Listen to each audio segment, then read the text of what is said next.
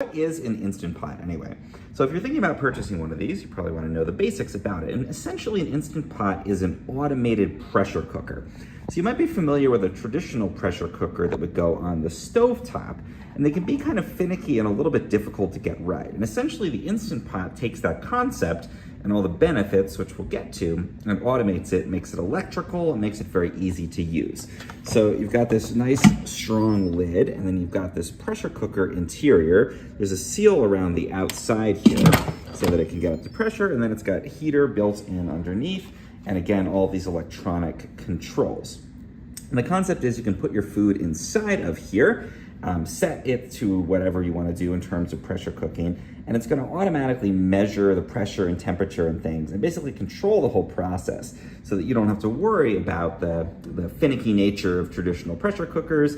Some people are also nervous about them, that they might get overpressurized. There's horror stories of them, rupturing, and so the Instant Pot basically automates all that so you don't have to worry about it, and you can essentially set it up and let it sit and cook for you. Now the advantages of a pressure cooker, it's cooking at a higher pressure and higher temperature, and that means it can cook foods a lot faster. And it's also locking in all of the liquid inside of there, so that helps to keep things really, it keeps them tender basically. It keeps meats tender, and it keeps things from basically overcooking. So it's not like a slow cooker. It's actually faster than cooking traditional ways. Slow cooker is just basically a heater, and you put stuff in the pot and let it sit for a long time, 6 to 8 hours.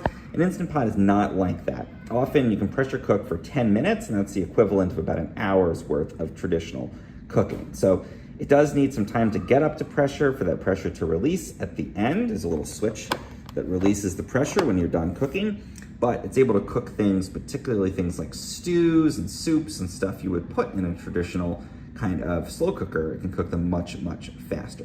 And again, it's gonna keep those meats nice and tender. So if you're cooking something like chicken breast that has a tendency to dry out, it's gonna turn out great in the Instant Pot. And it's also very good for some other stuff. So that's the pressure cooker function.